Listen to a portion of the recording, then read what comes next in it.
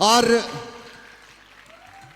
हम अपने तमाम अतिथियों के स्वागत में आपसे अनुरोध करेंगे, एक जोरदार ताली से हमारे अतिथियों का स्वागत कीजिए।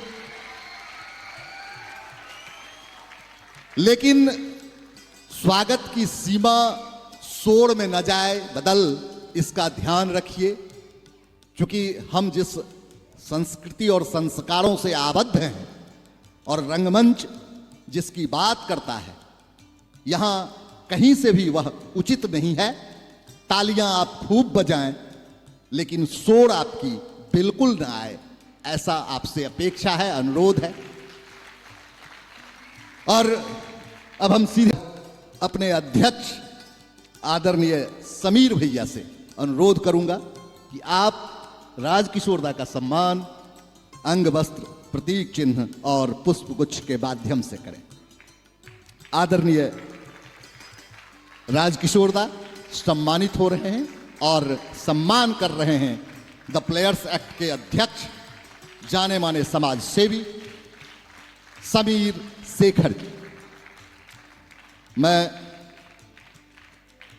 बुलाना चाहूंगा हमारी संस्था के रंग गुरु, राष्ट्रीय नाट्य विद्यालय से स्नातक कुंदन कुमार को कि आप आएं और आप सम्मान करें डॉक्टर रंजन कुमार चौधरी जी का अंग वस्त्र, प्रतीक चिन्ह और पुष्पगुच्छ के माध्यम से।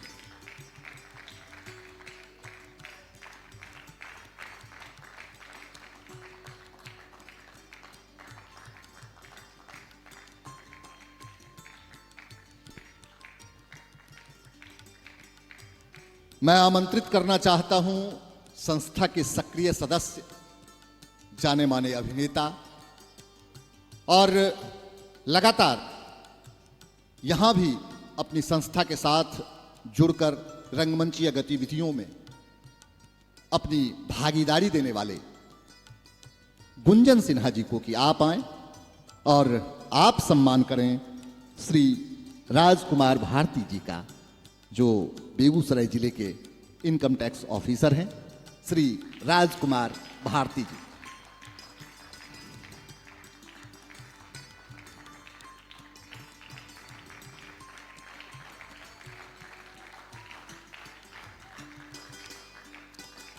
मैं आमंत्रित करना चाहूंगा संस्था के सचिव चंदन कुमार सोनू को कि आप आएं और आप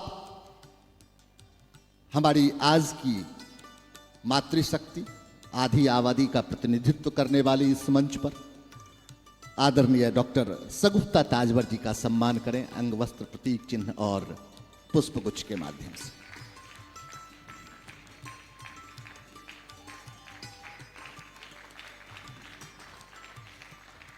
मैं एक बार पुनः आमंत्रित करना चाहूंगा समीर भैया को कि आप आएं और पुष्पगुच्छ, अंगवस्त्र और प्रतीक चिन्ह से सम्मान करें हमारे अग्रज और बेगूसराय के वरिष्ठ रंगकर्मी दीपक भैया।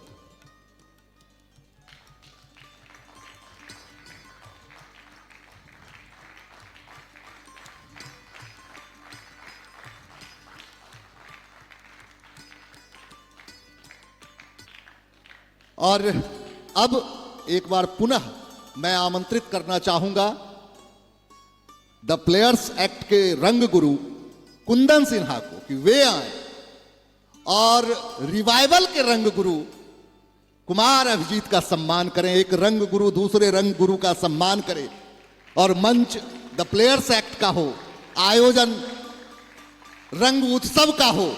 ये उत्सव, आपकी तालियां और जोरदार होनी चाहिए, ये उत्सव का माहौल है और इसे आपकी तालियां उत्सवों में तब्दील करेंगी। तो ये हमारे सम्मान की कड़ी है। अब मैं अपने तमाम अतिथियों से विनम्र अनुरोध करूंगा कि आप आएं और दीप को प्रज्वलित कर आज के इस आयोजन का विधिवत आगाज करें। अंग है कि हम अपने हर कार्यक्रम की शुरुआत दीप प्रज्वलन के साथ करते हैं। यह दीपक जो हमें अज्ञानता से ज्ञान की ओर और अंधकार से प्रकाश की ओर जाने के लिए प्रेरित करता है।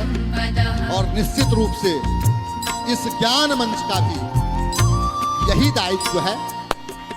हम सब अपने अतिथियों के साथ आज यहाँ इसी निमित्त एकत्रित हैं।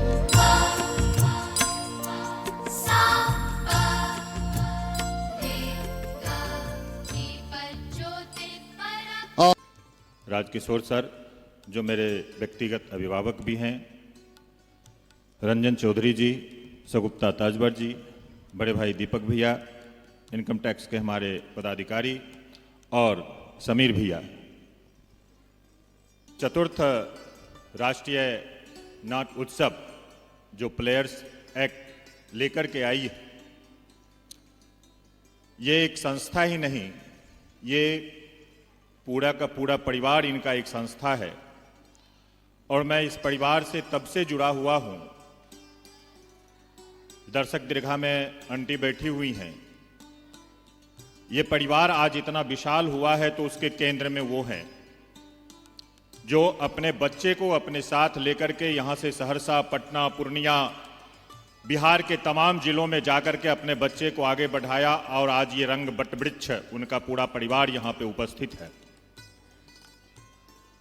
मैं से गर्ज निशात है कि रूह सियाह को, और एक गुना बेखुदी मुझे दिन रात चाहिए। और इसी बेखुदी को उन्होंने अपनाया आज, और प्लेयर्स एक्ट यहाँ पे है।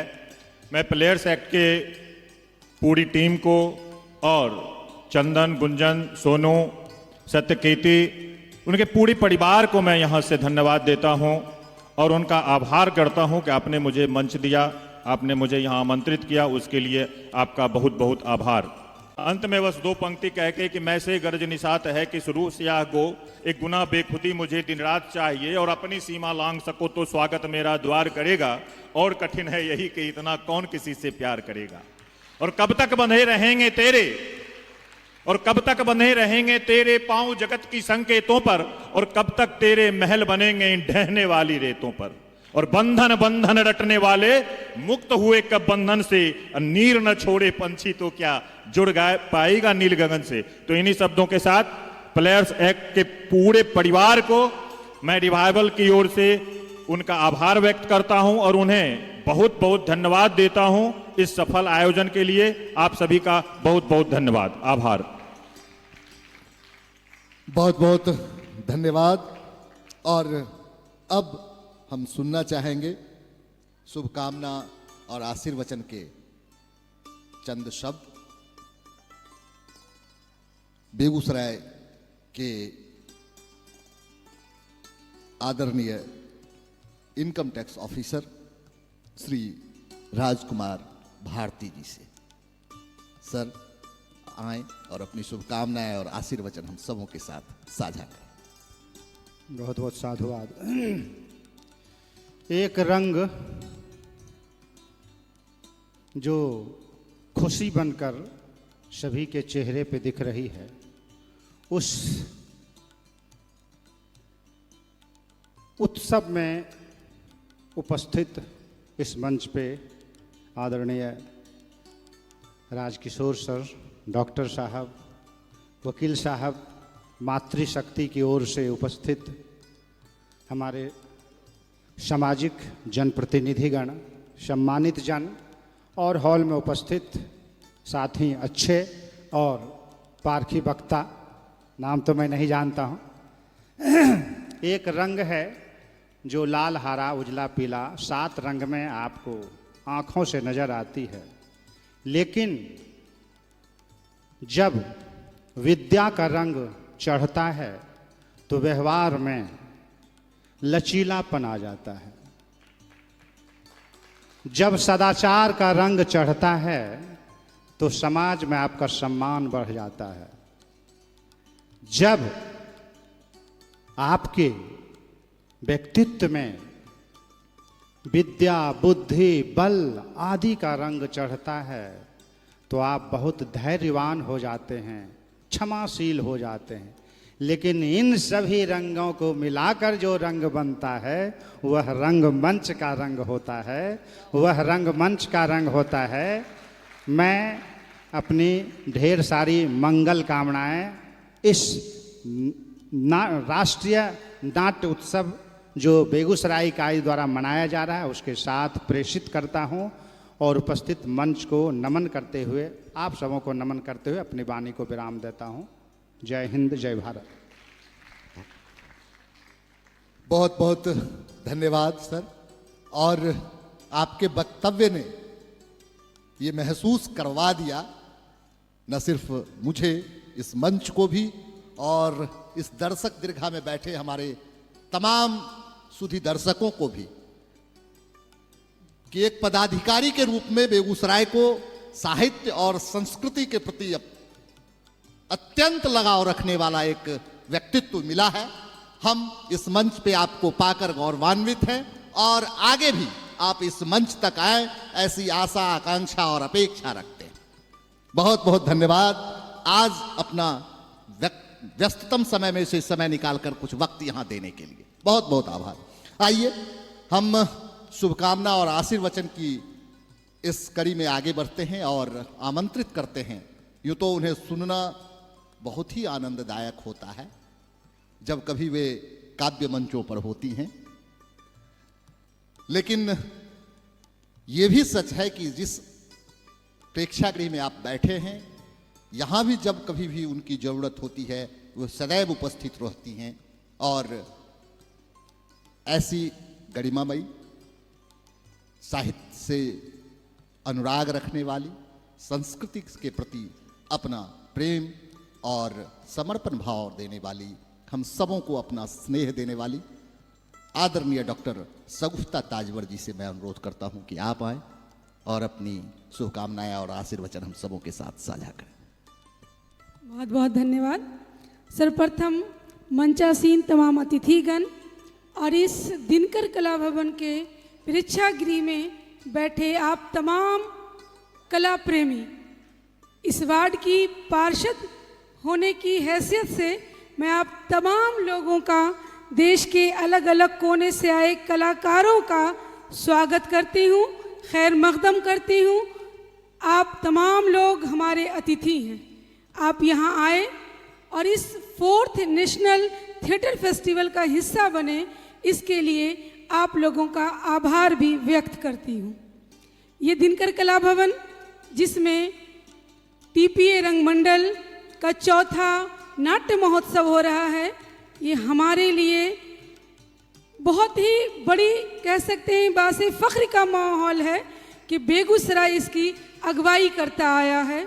कला बेगूसराय के कन कन में है और उस कन कन से कला को निकालकर मंच तक लाने का काम करने वाले तमाम इस रंगमंडल से जुड़े हुए कलाकारों को इस रंगोत्सव के मौके पर मैं अपने दिल के अमीकों गहराइयों से मुबारकबाद देती हूँ और आशा करती हूँ कि इसी तरह बेगूसराय के कलाकार और देश के अलग अलग कोने से आए कलाकार अपनी प्रतिभा से लोगों की ज़िंदगी में जो नाटक के ज़रिए एक सीख देने का काम किया जाता है उसे आगे बढ़ाते रहें।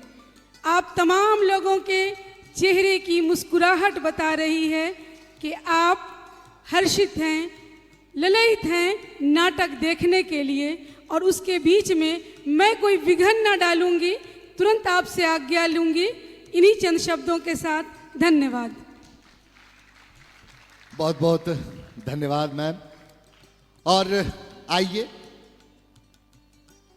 आप जब इनको सुनेंगे तो शायद ये भूल जाएंगे कि आप एक चिकित्सक को सुन रहे हैं। आपको लगेगा कि आप एक कविताओं की महफिल में हैं,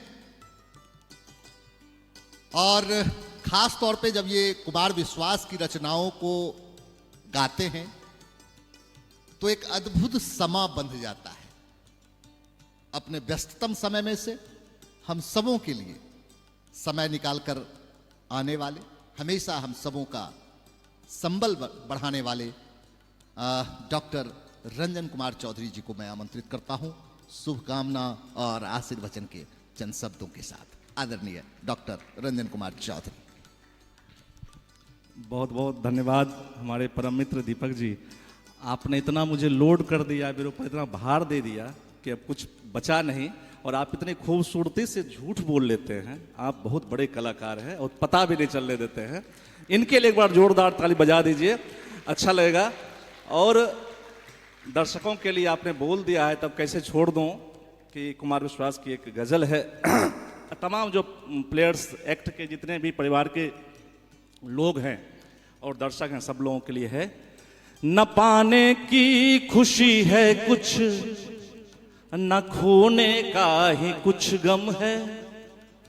समझिएगा। और बहुत अच्छी पंक्ति है। अभी हम कुछ दिन पहले चिकित्सीय पेशा साथ साथ होने के साथ साथ राजनीति में भी प्रयास कर रहे थे। राजकिशोर बाबू गवाह हैं, और मेरे साथ ही राजनीति हो गई, इसलिए मैं कह रहा हूं कि न पाने की खुशी है कुछ, न खोने का ही कुछ गम है। ये दौलत और शोहरत सिर्फ कुछ जख्मों का मरहम है। अजब सी कशमकश है रोज जीने रोज मरने में, मुकम्मल जिंदगी तो है मगर पूरी से कुछ कम है। मुकम्मल जिंदगी तो है मगर पूरी से कुछ कम है। हम सब लोग रोज जीते हैं, रोज मरते हैं। अभी कुछ देर पहले मंच से हमारे दीपक जी बोल रहे थे कि आज इस रंग उत्सव के चौथे दिन हम लोग यहाँ पर हैं और बहुत ही खास दिन होता है। उन्होंने बहुत सारी बातें बताई आपको कि 4 दिशाएं होती है। हमारा जो जीवन है वो भी 4 फेज में गुजरता है। एक चीज़ मैं इनके बता देना चाहता हूँ, जानते हैं शायद मिस कर गए होंगे, मैं दिल का डॉक्टर हूँ, तो दिल में 4 चैम्बर भी होते हैं। तो इस 4 चैम्बर, इसलिए ये भी बहुत इंपॉर्टेंट है। भगवान ने, ईश्वर ने दिल में 4 चैम्बर ही बनाया है। जो लोग साइंस के विद्यार्थी हैं और जो लोग हमारे दोस्त हैं, सबको मैं सब जानते ही होंगे। खास करके बस मैं बताना चाह रहा था कि right atrium, left ventricle, right ventricle जो बहुत ही महत्वपूर्ण है। और कोई भी एक चैम्बर में गड़बड़ी आती है तो हमारा हार्ट, दिल रुक जाता है, काम करना बंद कर सकता है, हार्ट फेल हो सकता है। इसलिए मैं दिल का डॉक्टर होने के नाते आपको बताया। हम लोग चौथे दिन हैं और आप तमाम जितने भी हमारे मंचासीन अतिथि हैं सब अपने आप में कलाकार हैं। और राजकिशोर बाबू तो हमेशा हर साल कुछ ना कुछ कार्यक्रम कराते रहते हैं, रंगमंच के कार्यक्रम कराते रहते हैं। राजकुमार बाबू से मेरी पहली बार मुलाकात हो रही है, मैं इनको भी नमन करता हूँ। दीपक जी से मैं कई बार मंचों पे मिला हूँ, मैं इनको भी नमन करता हूँ। शगुफ्ता ताजवार जी ये तो अपने आप कलाकार हैं खुद, और मुन्ना भैया इतना अच्छा बोल दिए हैं कि उसके बाद बोलने के लिए कुछ बचता नहीं है। आप सभी लोग जो भी रंगकर्मी यहाँ पर उपस्थित हैं और जो 4 दिनों से लगातार बेगूसराय के साक्षी बन रहे हैं, आप दर्शक लोग साक्षी बन रहे हैं। मैं उन लोगों को कहना चाहता हूँ कि ये जो रंगमंच पर आप लोग अपना अभिनय से, कलाओं से, अपने भावनाओं से, अपने कृत्य से लोगों को मंत्र मुग्ध कर देते हैं, उनको हंसा देते हैं। तो आप लोग रियल में आपको मैं सलाम करता हूँ, दिल की गहराई से धन्यवाद देता हूँ, आभार व्यक्त करता हूँ। प्लेयर्स एक्ट के लोगों को मैं आभार व्यक्त करता हूँ कि आप मुझे हर साल बुलाते हैं।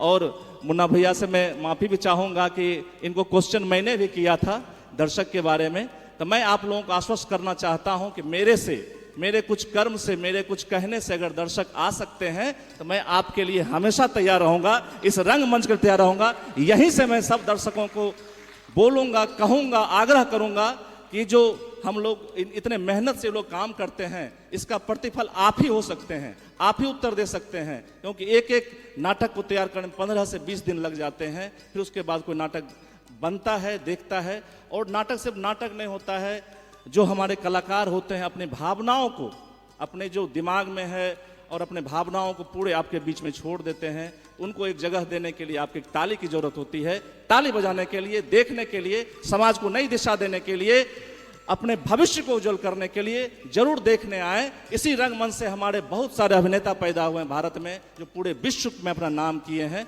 उन सभी लोगों को भी धन्यवाद देता हूं, नमन करता हूं। बहुत बहुत धन्यवाद। जय भारत, जय हिंद और जय रंगमंच। बहुत बहुत धन्यवाद सर।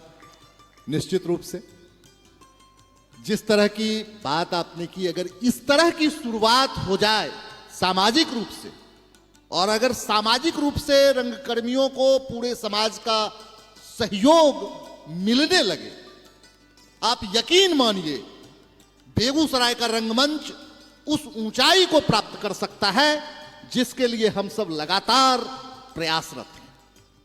तो निश्चित रूप से वो समय भी आएगा। मैं कहता हूं कि फलक को जिद है जहां बिजलियां गिराने की, हमें भी जिद है वहीं आसियां बनाने की।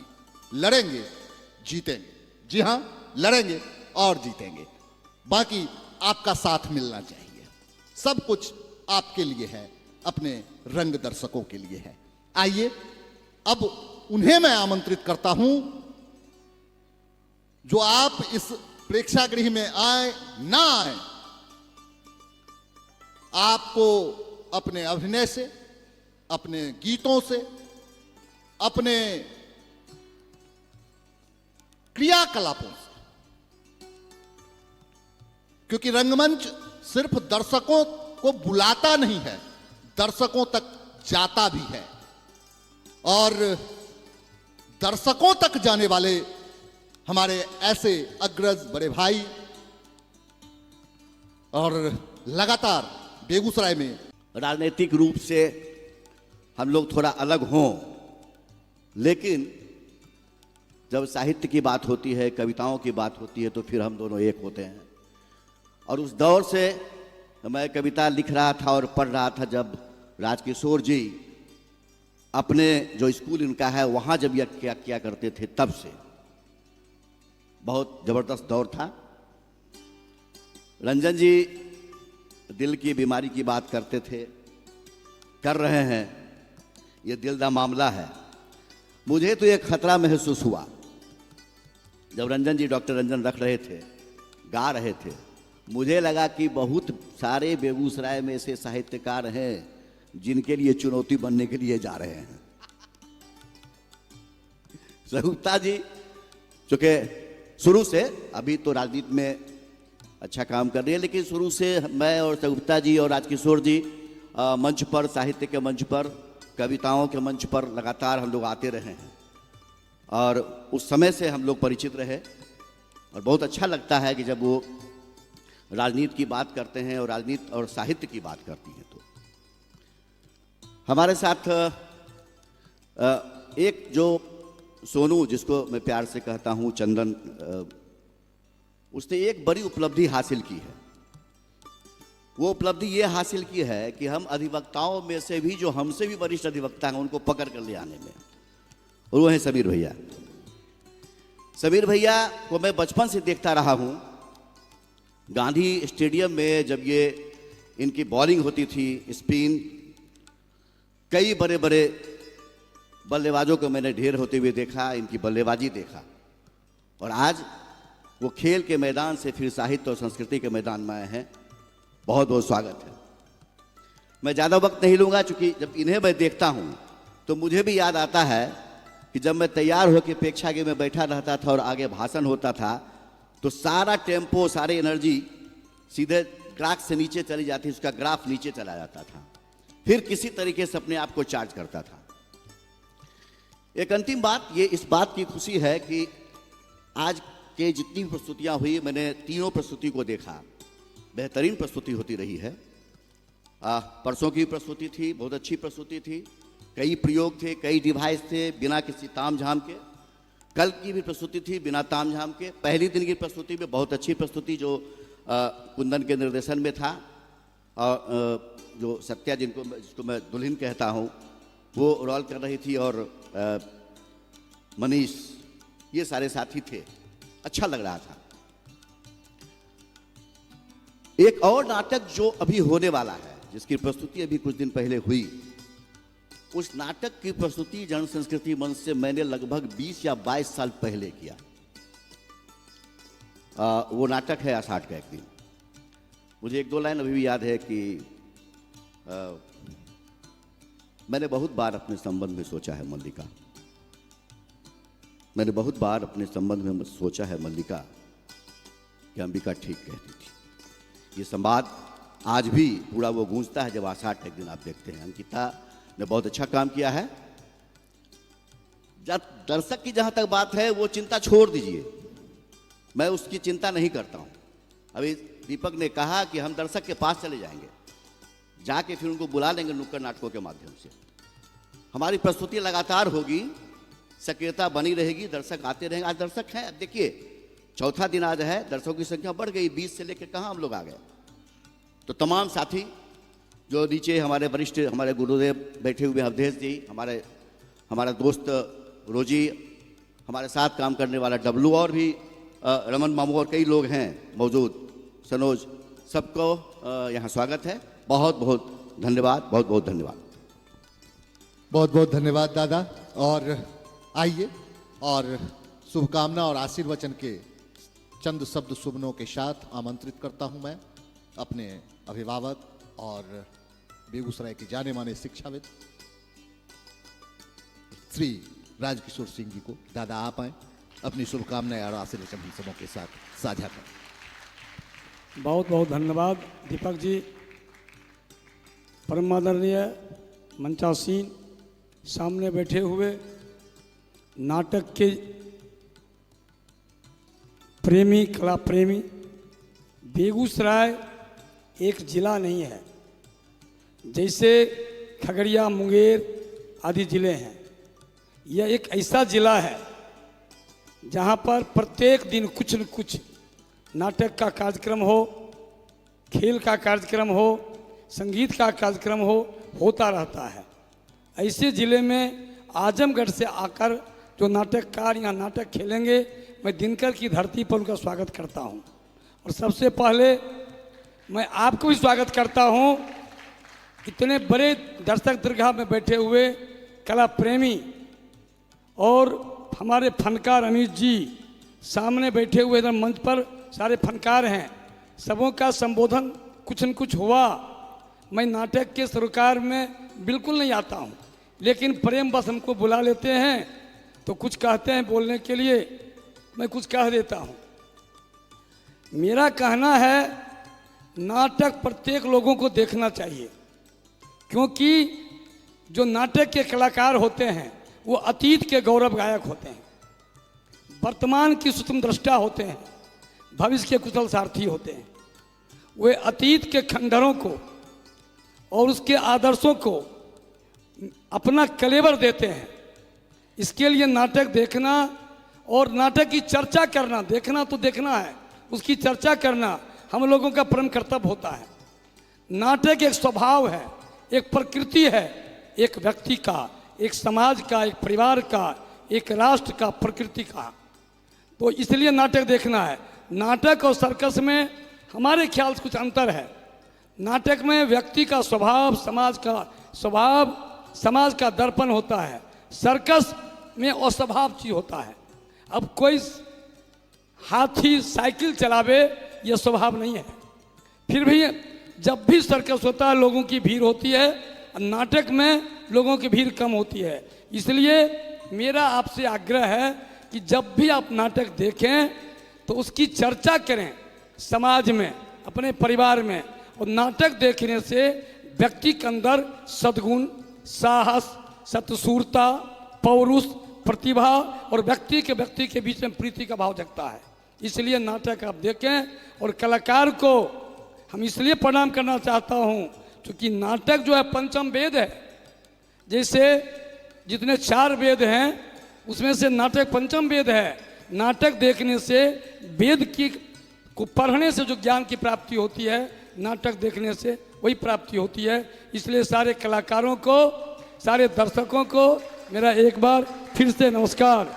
जय हिंद, जय भारत, जय रंगमंच। बहुत बहुत धन्यवाद। और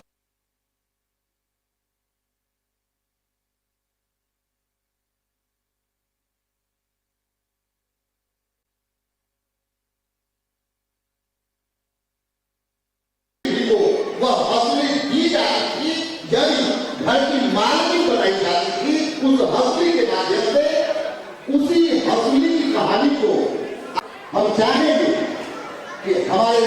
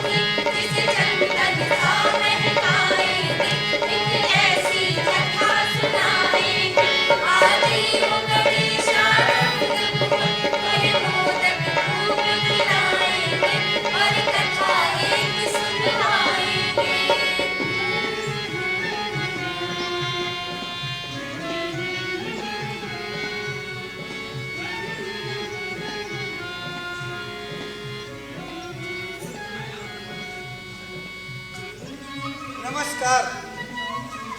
आज आपके आगमन से दिल में इतना हर्ष, इतना सुकून और इतनी खुशी मिल रही है कि आप विश्वास नहीं कर सकते। प्रणाम करता हूँ आप सबको, प्रणाम करता हूँ। अब आपको तो पता ही है कि पहले हम सब दादा दादी के साथ कितनी कहानियां सुना करते थे। परिवार के साथ रोज शाम को बैठकी करने, कहानियां कहने और सुनने का जो सिलसिला था ना भैया, उसके आगे दुनिया का सब आनंद फीका है। उन कहानियों की याद बहुत सताती। कितने दूर हो गए हम अब। पहले हम सब परिवार के छोटे बड़े जब रात को खाना खाने के बाद कहानियां सुनने बैठते थे तो कितनी बातें होती थी। परिवार के साथ बैठकर सुनी गई ये कहानियां ऐसा साबुन होती थी जो हम सबको प्यार और नेकी का पाठ पढ़ाकर हमारा मन साफ रखती थी। मगर आज एक ही घर में रहते हुए कितने अलग थलग पड़ गए हैं अब। और रही सही कसर इस ससुरी मोबाइल ने पूरी कर दी। सामने से गुजरते हुए भी मुस्कुराकर नजरें नहीं मिलाते, रिश्तों में गर्माहट क्या खाक बचेगी। अब देखिए, इस मोबाइल से याद आया कि आपसे एक विनती कर लूं। अगर आज अपनी जेब में पड़े इस यंत्र को आप थोड़ी देर के लिए निष्क्रिय कर लेंगे, यानी कि स्विच ऑफ कर लेंगे, तो आज की बदकही का मजा आ जाएगा भैया। अब वैसे तो बहुत लोग स्विच ऑफ न करके थरथराहट मोड में लगा के काम चला लेते, पर किसी का फोन आ ही जाए तो अब कलाकार का ध्यान तो भंग हो ही जाता है ना। कहने का मतलब ये कि आज हमारे और आपके बीच ये मोबाइल बाधा न बने तो आज की कहानी का आनंद दुगना हो जाएगा। बदलते समय की दौड़ भाग में अपनों के साथ मिल बैठने का समय नहीं निकालना बहुत अखरता है साहब, बहुत अखरता है। इसीलिए आप सबको सामने पाकर खुशी से थोड़ा पगला सा गया हूं और ना जाने क्या आए बाएं बके जा रहा हूं। एक बात बताऊं भैया, मां की बहुत याद आ रही। आपको याद है आखिरी बार कब हमने मां के साथ बैठकर कहानी सुनी थी? अब तो जिंदगी ही कहानियों का पुलिंदा बनकर रह गई है। किसी ने क्या खूब कहा है, जिंदगी कहानियां गढ़ती है और आने वाली पीढ़ियों के लिए सीख बनती है।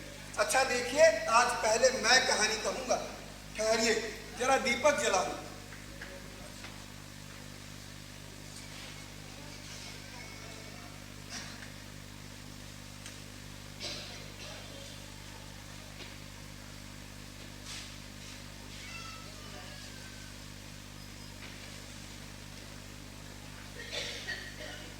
हाँ, तो मैं कहानी की बात कह रहा था।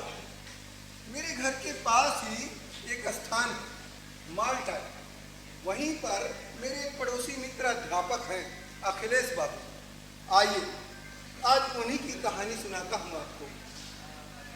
एक गांव में रहने वाले लोगों में एक परिवार था, बाके लाल और माया देवी का। साथ में बाके की माँ चिंता देवी भी थी। तो आइए ले चलता हूँ आज आपको अपनी कथा के उस गांव में। आज उस गांव में होली है, होली है।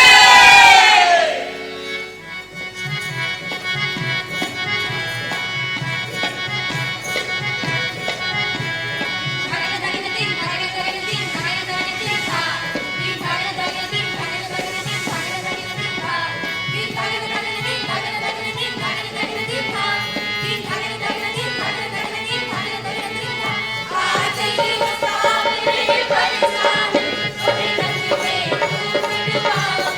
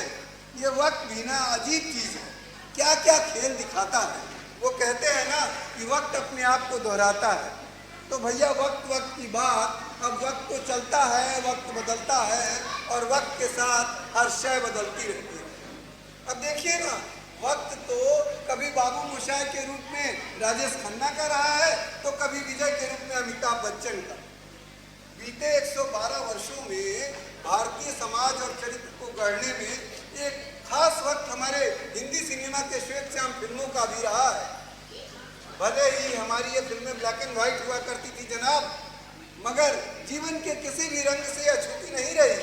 और इतना वक्त बीत जाने के बाद भी आज भी हमारे दिलो दिमाग पर वैसा ही असर बनाए हुए है। याद कीजिए अपने राज कपूर साहब।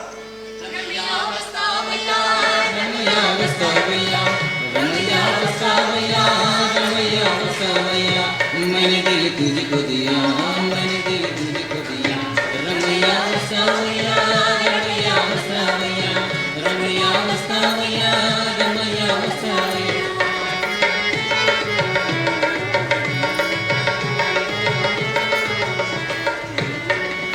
उस देश में तेरे परदेश में सुने जाने के बदले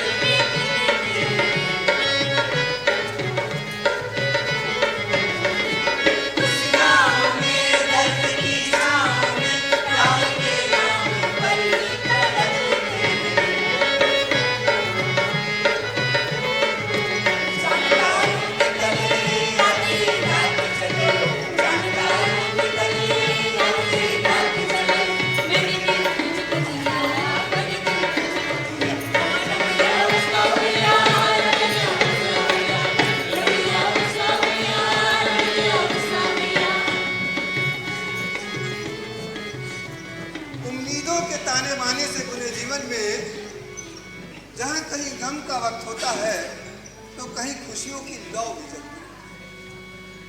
बदलते वक्त के साथ साथ जब तकनीक ने हमारे जीवन में पसरना शुरू कर दिया तो जीवन के जिन रंगों की कहानियां हम श्वेत श्याम फिल्मों में देखा करते थे वो भी रंगीन हो गई।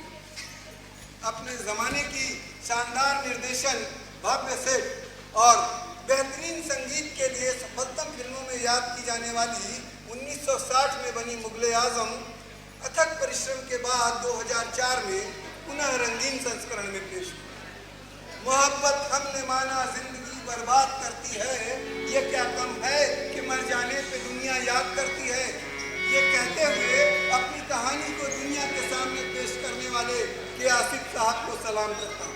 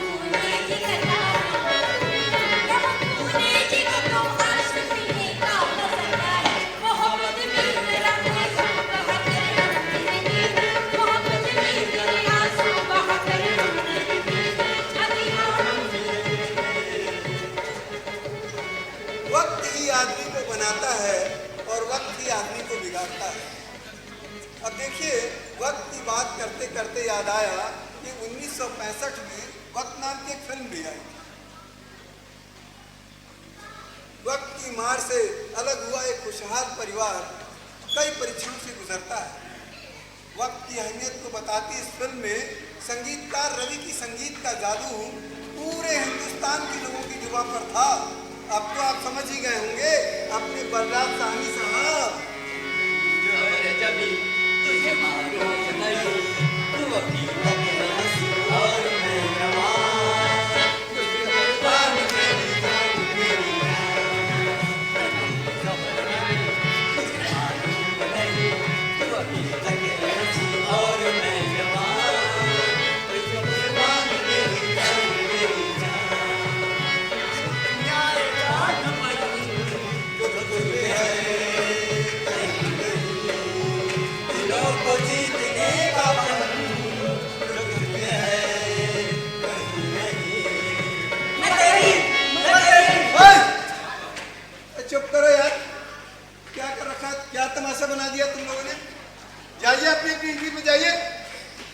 क्या इसके बीच वर्षों से चली आ रही देवरानी जेठानी के प्रेम में खटास पड़ गई, साथ ही कहानी में एक और पेच पैदा हो गई। अभी तक तो लड़ाई लीला और मंजू के बीच द्विकोणीय थी, पर अब ये नंदा के बीच में कूद पड़ने से लड़ाई त्रिकोणीय हुई। और भैया नंदा का हाल तो ये, न खेले देव फिल्म बिगाड़ब। बोली कि हंसली न लीला की न मंजू की, खुद तीसरा फरीक बनकर मैदान में कूद गई। रात को जब सब सोने चले गए तो इस लड़ाई की थर्ड पार्टी मेंबर यानी कि नंदा आज की लाइव रिपोर्ट पेश करने माँ के पास गई और बोली, लाओ माँ, लाओ माँ, तुम्हारे पैर दबा दूं। नहीं बेटा, पैर नहीं दर्द कर रहा। हाँ, पता नहीं क्यों सर में बहुत दर्द है। अच्छा लाओ, सर ही दबा देती हूँ। हाँ, तुम्हारी हंसली को लेकर दोनों भाभियों में आज काफी झगड़ा हुआ है। मुझे भी इस बात का कुछ कुछ आभास है नंदा। यही सब सोचते सोचते मेरे सर में दर्द होने लगा है। माँ, मुझे तो लगता है भाभियों को तुम्हारी तबीयत की कोई परवाह ही नहीं है, बस तुम्हारे हंसली पे नजर गड़ाए बैठी है दोनों। ना जाने किसकी नजर लग गई है नंदा इस घर को। हाँ, तुम बस इन लालची बहुओं से सावधान रहना, हंसली में हरगिज ना देना। मैं तुम्हारा ख्याल रखूंगी माँ। मुझे सोने दे नंदा, सर दर्द कम होने का नाम नहीं ले रहा।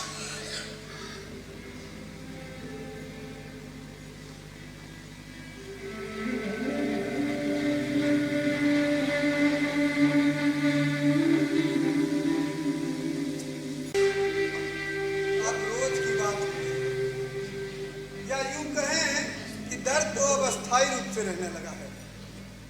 हालत बिगड़ता देख बाकी ने माया से कहा, माया चलो अस्पताल चलकर दिखा लेते हैं।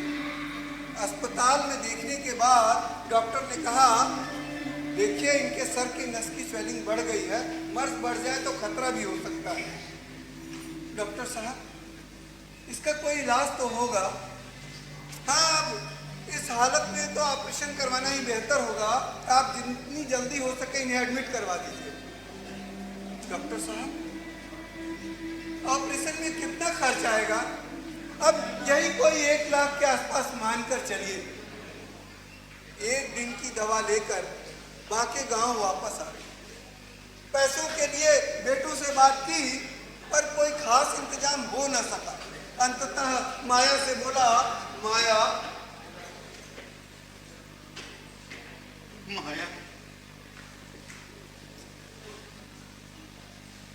ये हंसली उतार कर हमें दे दो।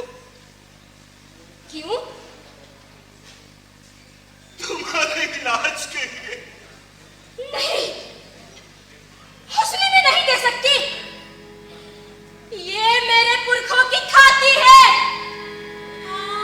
इसे गवा दूंगी तो चैन से जी ना पाऊंगी।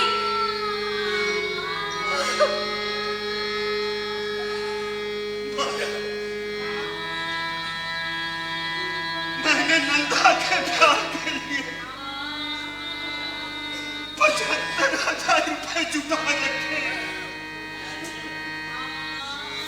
इस पैसों का कोई बंदोबस्त नहीं हो पा रहा है। तुम्हारी हंसुली साहूकार क्या गिरवी रखकर मैं बाकी पैसों का इंतजाम करूंगा। वैसे भी मैं तुम्हारी हंसुली बेच थोड़ी रहा।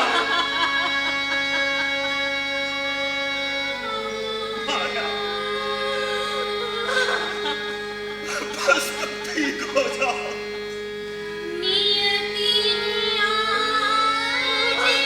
इस बार की फसल बेचकर मैं तुम्हारी हंसुली छुड़वा,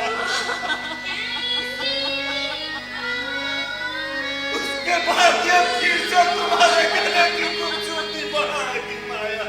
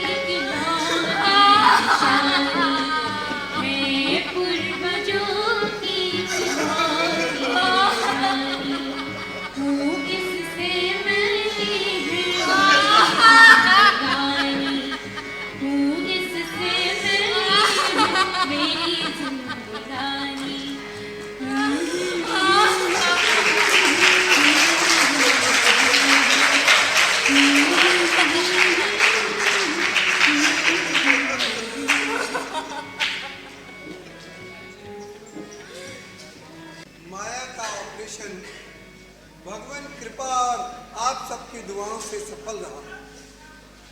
अब 1 महीने से ज्यादा का वक्त हो गया। माया अब ठीक हो गई। सुबह उठते ही माया ने बाके से कहा, अब मेरी हंसुली छुड़वा लो। बाके ने कहा, हाँ माया, मैंने भी यही तय किया है। आज गेहूं की फसल बेचकर जो पैसे मिलेंगे उससे साहूकार का कर्जा चुका दूंगा और तुम्हारी हंसुली वापस लेता आऊंगा माया।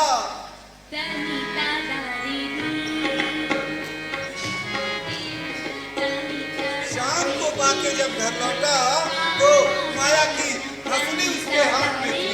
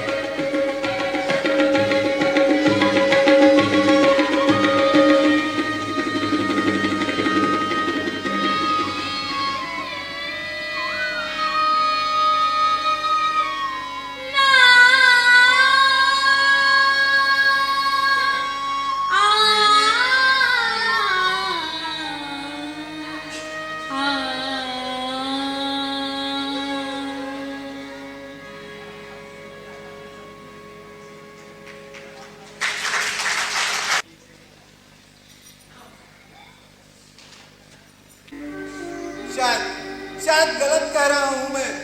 अपनी जड़ों से दूर नहीं हो रहे हैं हम, बल्कि अपनी जड़ों से टूटकर अलग हो रहे हैं हम। आर्थिक उन्नति और शिक्षा के नाम पे हम दूर चले जाते हैं। आप कहते हैं कि ये समय की मांग है, फिर घर से, रिश्तों नाते से, पारिवारिक रीति रिवाजों से हम और हमारी अगली पीढ़ी दूर हो जाती है। आप कहते हैं कि आज के जमाने में ये सब कौन करता है, समय बहुत बदल गया है। आप एक ही घर में रहते हुए एक दूसरे के लिए समय नहीं निकाल पाते। और कभी कभार यदि खाने के टेबल पर साथ बैठते भी हैं तो एक दूसरे को समय देने की बजाय मोबाइल में सर झुकाए उंगलियां फिराते रहते हैं। आप कहते हैं कि ये काम की व्यस्तता है, तो भैया ये सब बातें अब समय समय की बात है ना। फिर एक दिन ऐसा भी आता है कि इसी तरह शिक्षा और नौकरी के नाम पर हमारी अगली पीढ़ी हमसे दूर चली जाती है और कभी लौट कर नहीं आती। और कभी कभार यदि आती भी है तो तब जब या तो हम अस्पताल में होते हैं या कभी कभी तो मुखाग्नि देने भी नहीं पहुंच पाती।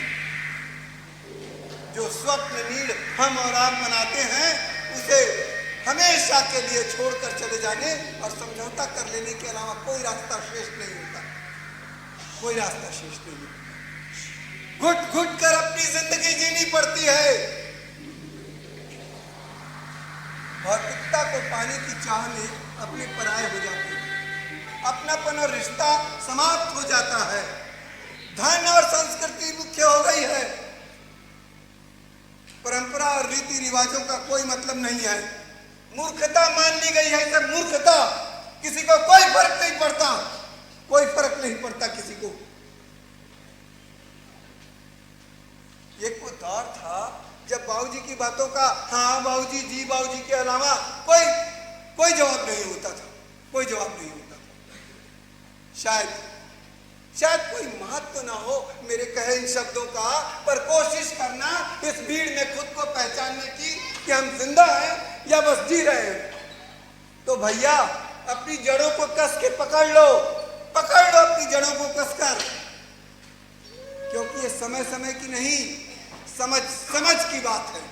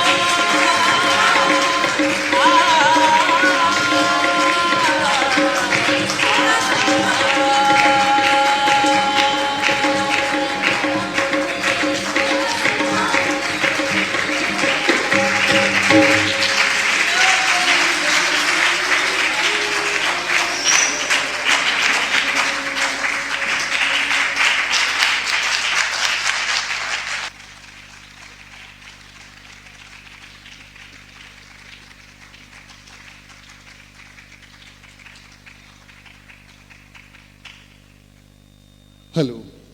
हौसले पस्त होते हैं, सपने बिखरने लगते हैं, घर की मर्यादा मिटती है जब रिश्ते आपस में लड़ने लगते हैं। घर घर की कहानी को बयां करती डॉक्टर अखिलेश चंद्र की कहानी को आपके सामने जीवंत किया सम्मोहन कला संस्थान के इन कलाकारों ने। एक जोरदार ताली से आप इनका स्वागत कीजिए।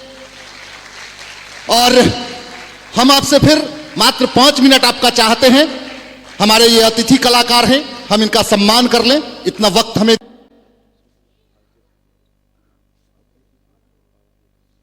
आमंत्रित करना चाहेंगे अपने अग्रज अभिभावक और जाने माने वरिष्ठ रंगकर्मी अवधेश भैया को। दादा आप मंच पर आए। अमित दा को आमंत्रित करना चाहेंगे। दादा आप भी मंच पर आए। परवेज दा को भी आमंत्रित करना चाहेंगे, आप भी आए। और दीपक भैया को भी आमंत्रित करना चाहेंगे, आप भी आए। आप चारों आए और हमारे अतिथियों का सम्मान आपके हाथों हो। मैं पात्र परिचय करवा दूं।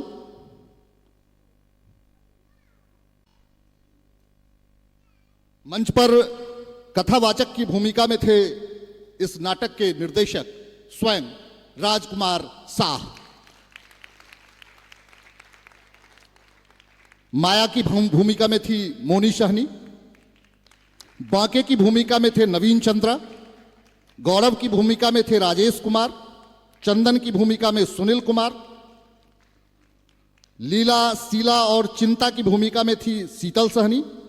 मंजू और कोरस की भूमिका में थी मनी अवस्थी। नंदा और कोरस की भूमिका में माधुरी वर्मा। भोला काका की भूमिका में थे रूप नारायण निषाद। कोरस ग्रामवासी और गायक की भूमिका में थे आदित्य विश्वकर्मा। कोरस ग्रामवासी और गायक की भूमिका में ही थे राजन कुमार झा। गायक वृंद एवं हारमोनियम पे थे अजय कुमार।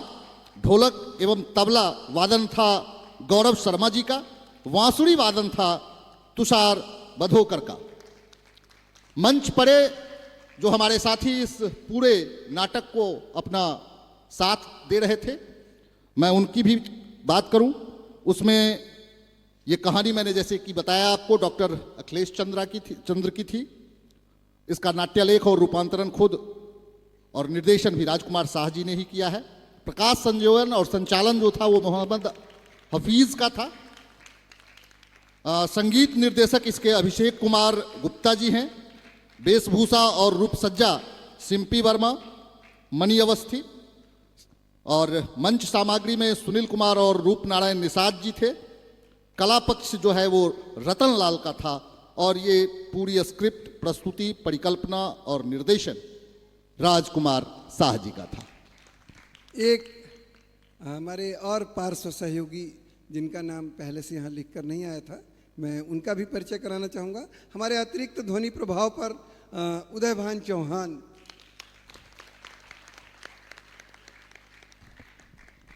तो ये पूरी टीम थी और एक बेहतरीन समाज को संदेश देती ये कहानी। आइए अब पहले हम अपने निर्देशक महोदय का सम्मान कर लें। अंगवस्त्र, प्रतीक चिन्ह और पुष्पगुच्छ के माध्यम से हमारे बेगूसराय जिले के जितने भी रंगकर्मी हैं उन सबों के एक साथ आपका सम्मान करने की बात। आप बीच में आ जाएं निर्देशक महोदय, आप बीच में आ जाएं। समूह पूरा साथ रहे और हमारे जितने भी आ जाए। आप भी आइए ना, बीच में आ जाइए। कुछ लोग उधर आ जाइए ना, अमित दा आ जाइए उधर। परवेश जी बिल्कुल आप आइए। एक जोरदार ताली बजे। बहुत ही खूबसूरत प्रस्तुति, खास तौर पे सामाजिक संदेश देती हुई ये प्रस्तुति कि आज जिस अवस्था में हमारे माता पिता हैं, कल आप भी उस अवस्था को प्राप्त करेंगे।